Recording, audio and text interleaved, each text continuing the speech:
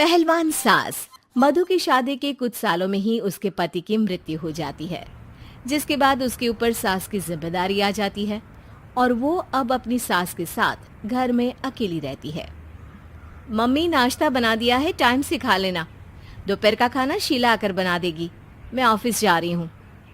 अरे क्यों उस टेप रिकॉर्डर पर पैसे खर्चा करती हो? इतना काम मैं खुद भी कर सकती हूँ। हाँ हाँ बिल्कुल। आधे समय तो जोड़ों के दर्द की दवाई खाती हूँ और फिर काम करने की बात करती हो। दवाई खाती हो तो क्या, मैं अभी भी अकेली 10 पर भारी हूँ। हाँ हाँ मैंने मान लिया। मधु घर से चली जाती है, जिसके बाद सास नाश्ता कर दवाई लेकर टीवी देखने बैठ जाती है। दोपहर को शीला घर आती है। अरे क्यों माँ जी, आज किस बात से मेरी नौकरी बची? अरे चल, ज्यादा बक मत कर, काम कर अपना। शीला खाना बनाने लगती है और सास वहीं पास में बैठ जाती है। माँ जी, मैं तो हमेशा ही बोलती हूँ, दीदी की दूसरी शादी करा दो। कब तक आप दो औरतें घर में अकेली रहोगी? आजकल माहौल भी बहुत खराब है और फिर दीदी की उम्र भी तो निकली जा रही है ना। तेरा नाम टेप रिकॉर्डर सही रखा है मैंने। तेरी एक ही बात को रिपीट मोड पर चलाने से वो पूरी नहीं हो जाएगी, इसलिए मेरी बहू से ज्यादा खाना बनाने पर ध्यान दे, नहीं तो कहीं वो भी तुझसे मुंह ना फेर ले और नौकरी चली जाए। क्या माँ जी, आप भी हमेशा मेरी नौकरी के पीछे ही पड़ी रहती हो? तो क्या तेरे पीछे पड़ूं? इसी तरह दोपहर से शाम हो जाती है और शीला अपना काम खत्म कर वापस चली जाती है। अब अकेली सास एक बार फिर टीवी देखने बैठ जाती है, जिसकी थोड़ी ही देर में मधु घर आ जाती है और सास बिना कोई देर किए शीला की बातें उसे बताने लगती है। मम्मी, आप भी ना किसी बच्चे से कम नहीं हो, जिसके पास हमेशा शीला को लेकर कोई ना कोई बात रहती ही है। अब बस भी करो ना, इतनी बुरी नहीं है बेचारी। अरे मैंने कब कहा बुरी है, बस उसकी बातें करके मुझे बड़ा मजा आता है। सास की बात पर हंसते हुए दोनों डिनर करने बैठती ही हैं कि लाइट चली जाती है। अंधेरे में मधु मोबाइल की फ्लैश लाइट जलाकर मोमबत्ती ढूंढने लगती है। तभी उसे हॉल में कुछ गिरने की आवाज आती है।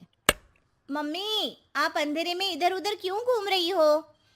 अरे तेरे पीछे ही तो खड़ी हूँ। हाँ, अगर आप यहाँ हो तो वो हॉल में सामान कैसा गिरा? भूत आया। अरे मुझे क्या पता, जाकर देखना पड़ेगा ना। दोनों हॉल में जाते हैं, लेकिन वहां कोई नहीं होता। अब उन्हें कमरे में से सामान गिरने की आवाज आती है।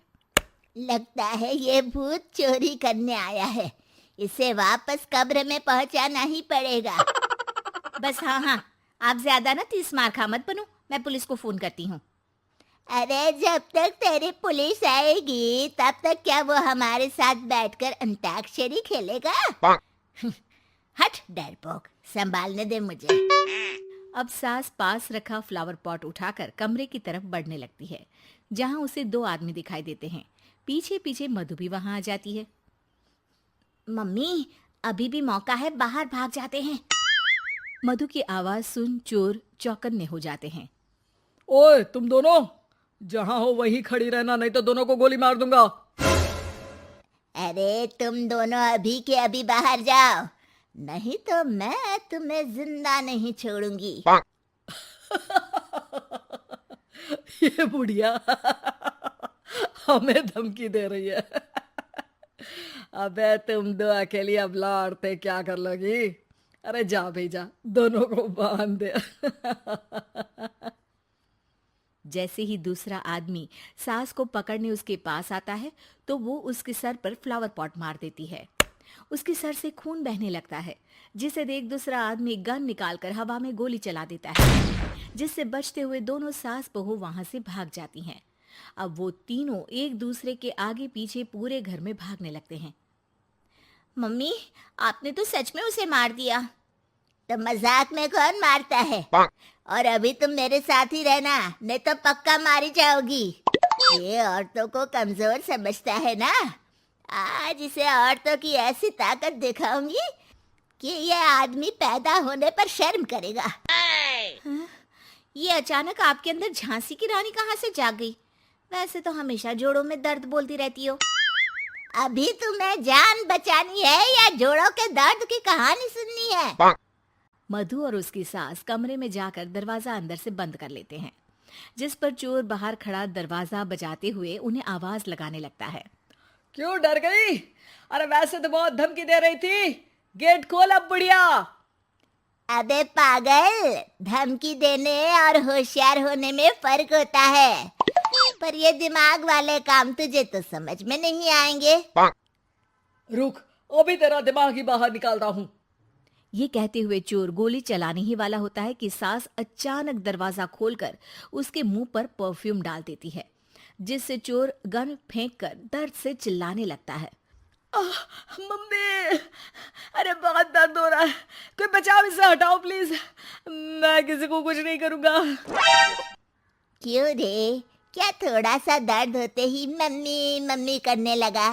अभी तो औरतों को कमजोर बोल रहा था। भूलियो मत, एक औरत ने ही तुझे इस दुनिया में जन्म दिया है, और वो भी तुझे ये दर्द हो रहा है ना, उससे लाख गुना ज्यादा दर्द सहकर। इसलिए औरतों को दोबारा कमजोर भूल कर भी मत बोलियो। वाह मम्मी, आपका ये रूप तो मुझे पता ही नहीं था। आपने तो कमाल ही कर दिया।